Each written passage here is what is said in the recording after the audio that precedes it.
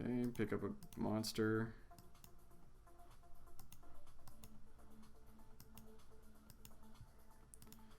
I'm gonna be c-betting. Get called by all connected cards down low. Hearts. This guy's very active. No action with aces.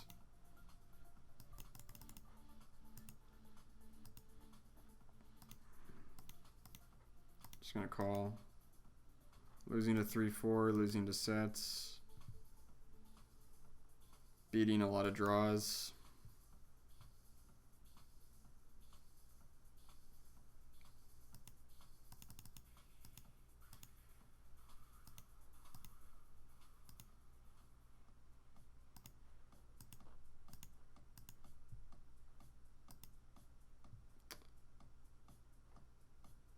Just value betting and getting raised on the turn. That's how it goes.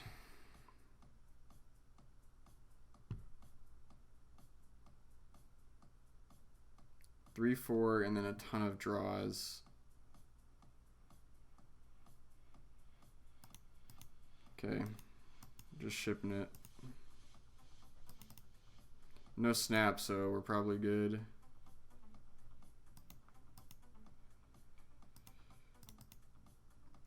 And we lose both. Getting it in good. That's how she goes, boys. That's how she goes. How's it going, everybody? Kramer back with another video, and today we're doing another bankroll update, bankroll challenge update. So, these last few days, we as in I have not been playing that great. This is the reason I'm recording this video, is I wanted to kind of lay this out, and basically, I had another, I don't even know what to call it, like.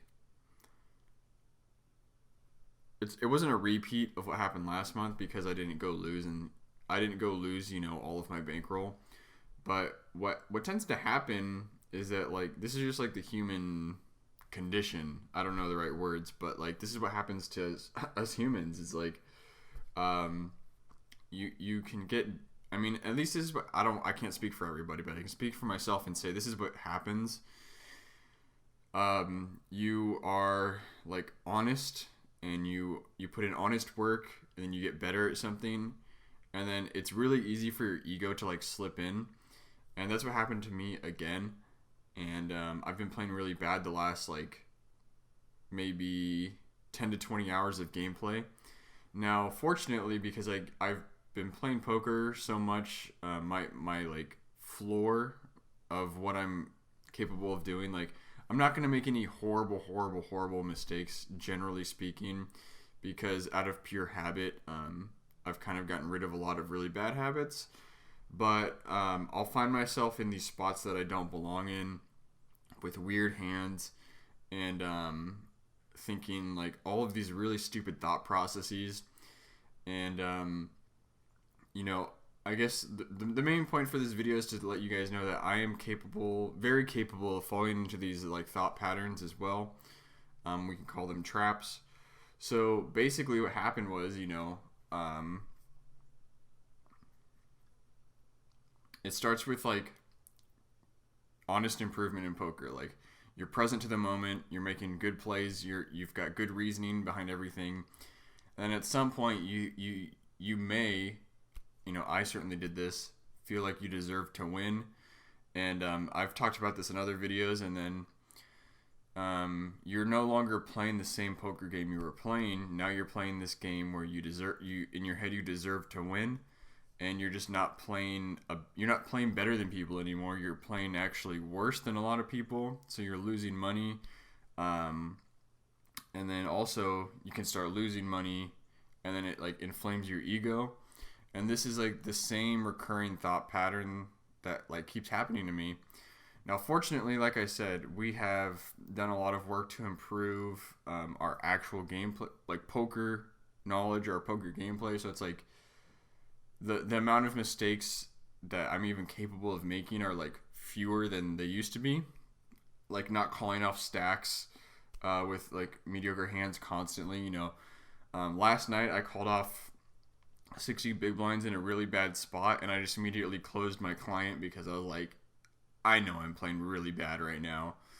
And so, yeah, that's kind of the point of this whole intro, is just letting you guys know it's like it happens to me, and maybe this happens to you. Maybe you're a better poker player than you realize, or than your results show, but your ego is out of hand. Your expectations are out of hand, and you need to dial it back and start making sure you're playing good poker. So that is a lesson learned. But given that, the bankroll is at 1346. We are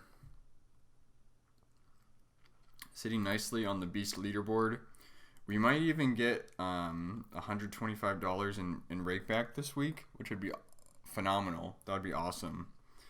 We're like number 200 on the ranking board because we've been grinding a lot this week. So we're 221, and we're projected to make $125, and we're also projected to get free rolled into the tournament. So that would be awesome. I would definitely record that gameplay for you guys. I just realized that I'm not even showing you the screen. My bad about that. Let me just switch this over so you can see we're like 212 or something. Card guy, 221. So we are projected for 125. So I think what happens is like the leaderboard gets like expanded as more money gets into the pool.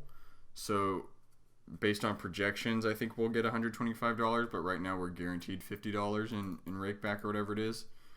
And then also, if you place within a certain number of placings, you get placed in the tournament entry, which so I'll definitely do my best in that if I get entered. So I don't know what the cash out or prize payouts are.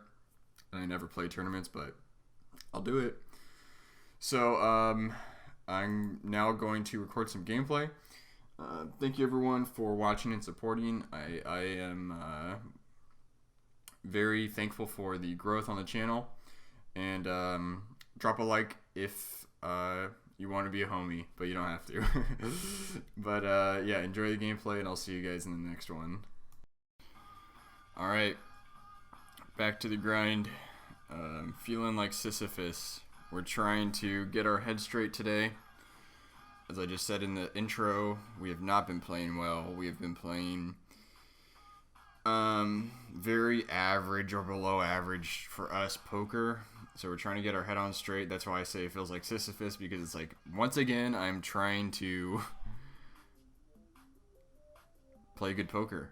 And it's not, it's like a conscious thing I have to do. So we're going to do that and give you guys some gameplay and listening to some really cool music that hopefully doesn't get flagged, but we don't know. It probably will, but maybe not. So here we go. We're going to be playing some Blitz, and hopefully we can find some full ring games with some fishies, but it's pretty early in the morning, and this is not a common time. Usually in like an hour from now, people will start to get on. But before I like eat and stuff, I wanted to get some gameplay. It's about 9 out of 15. Less than 75% of the pot. I don't think, if we're gonna play this hand, we have to call right.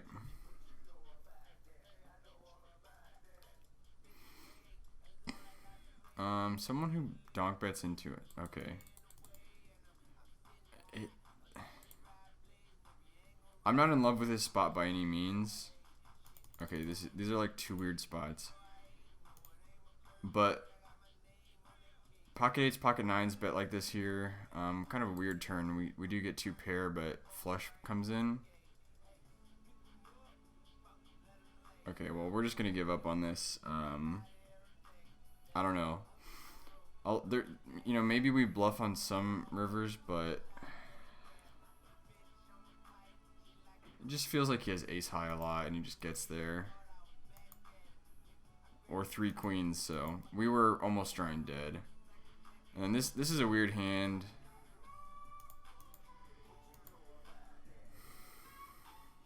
Sometimes we have like flushes here, but maybe I just need to check. I just didn't want to see a bad river.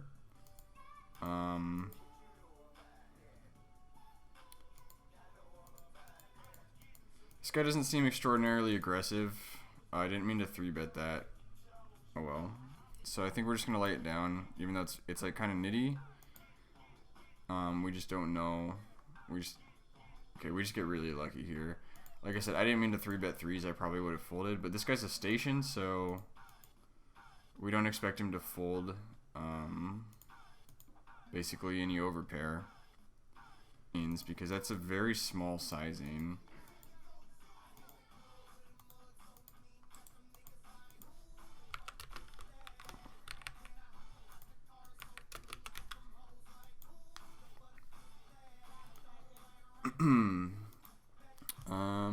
We don't know anything about this guy. We don't want to see something like a jack of hearts, you know, queen. We don't want to see anything like that, so we're just going to bet for value. It's hard for him to raise here. Really good turn. It's hard for him to raise without like a nutted hand, but queen jack is calling, king X is calling. I'm thinking about overbetting. The only hand that we're losing to is like pocket fours. And we'll do this with draws, and so I want to do it with aces too. Pretty horrible river, but I guess we just check and hope he checks back.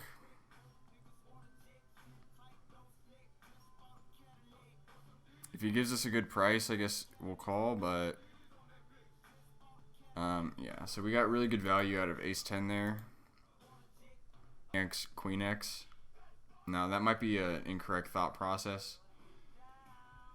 Very 3-bet. So all of these guys 3-bet a lot, so I'm just gonna fold. I want to play ace 6 suited, of course, but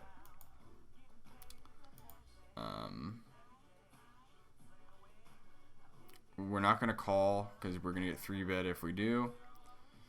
Here we'll call with some backdoors.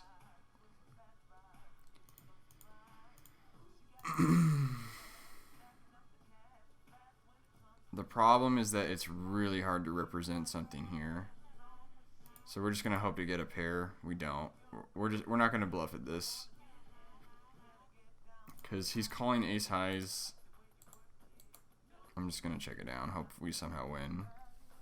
Just we actually played the hand perfectly. 30 big blinds, but 33 big blinds, but oh no, we're down 61 big blinds. This guy's pretty tight, and for that reason, we're just gonna value bet this and try to take it down. Oh no, he's tight aggressive. Really good turn. How often does he have flushes and straights? Not that often.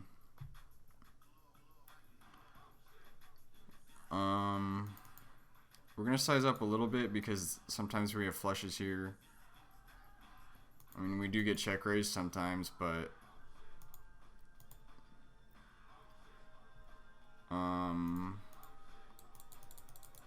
can we get another value bet out of him?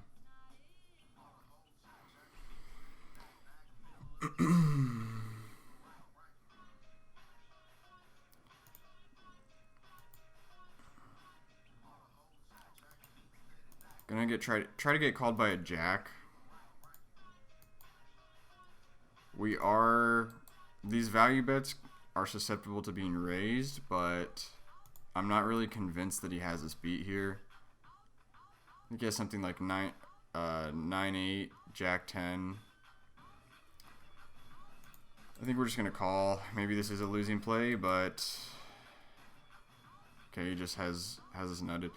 That's the thing is like, I don't know, that's just kind of run bad because I don't really make that, I don't make that value bet with worse than 2 pair. So just unlucky that like we cap our range and then he just happens to have the nuts. We'll just value betting ace high most of the time.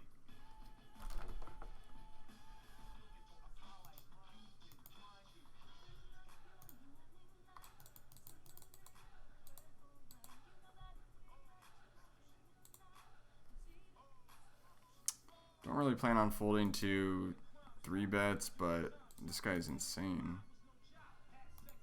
It's almost worth getting it in against someone this crazy.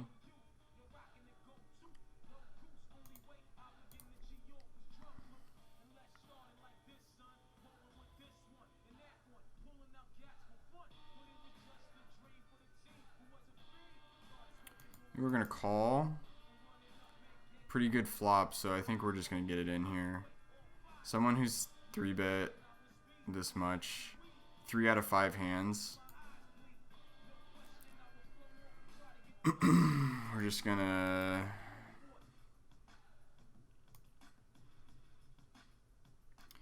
we have at worst 6 outs, you know. I guess he just has us beat.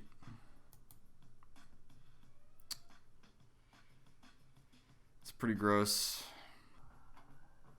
And so yeah, he improved, but we called the 3-bet with like decent draw, you know, decent money. Someone who plays a ton of hands and we have a hand that can make top pair. I really don't mind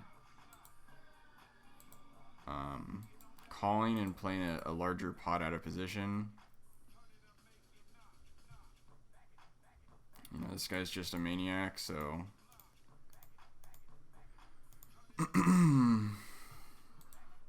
so we're playing these 10s very passively. This is a board where people are going to bluff us a lot. But, you know, sometimes we have queens full here.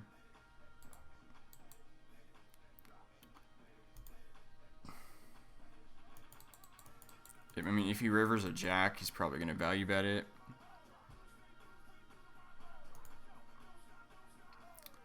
It's a very cheap price. I don't think he's bluffing here very often. It looks like we just have ace high. He could have a 5, he could have a jack. I think we're just paying off a better hand right now. Yeah, just plays queen 7.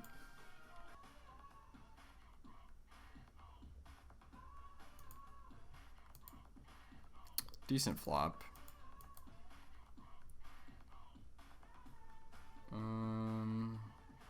So this guy looks like he barrels a lot. Okay, we're just gonna bet here and hope that we're good and people fold. This hits our range a lot harder than it hits his range. I don't know if it's worth check raising because he's never folding like the ace of hearts, for example. Really good turn. So his calling range is like fairly strong when he just flats from the small blind and flats the flop. Gonna like give him a chance to bluff.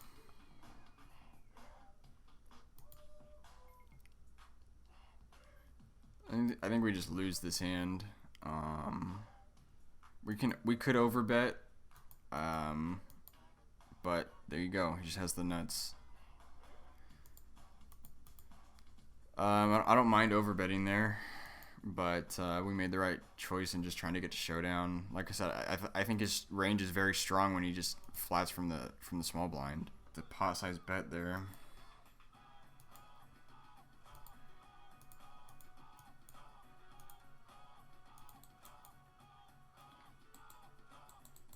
This guy's a 0 fold to 3-bet. We're giving this guy respect. Who called us? So this guy limp called. We're just gonna bet half pot, try to get called by something like queen 10, jack 10. We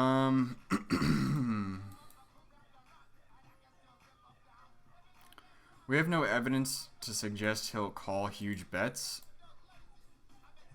Pretty bad river.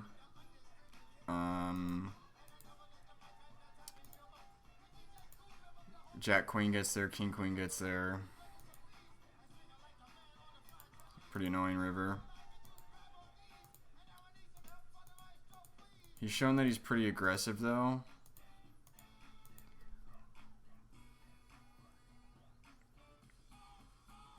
Nine 10.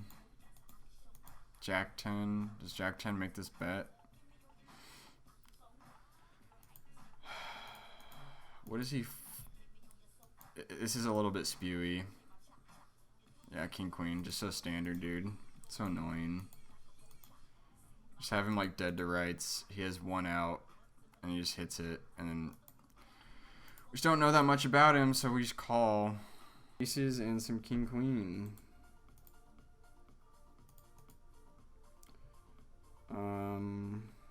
I don't mind this 3-bet at all. I think we're getting called by worse. And we're going to bet small, try to get some calls.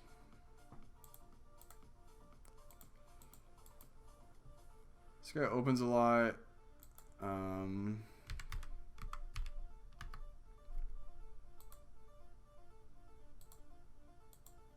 It's harder for us to have a king with the double king there, so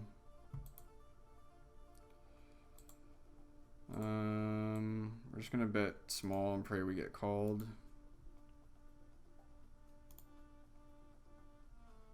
Beautiful flop.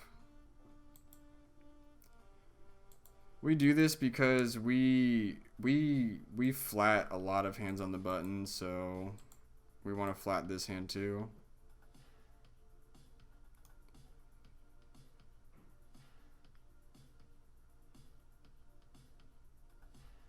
We are not worried about any rivers. You know what? Maybe checking is the play there because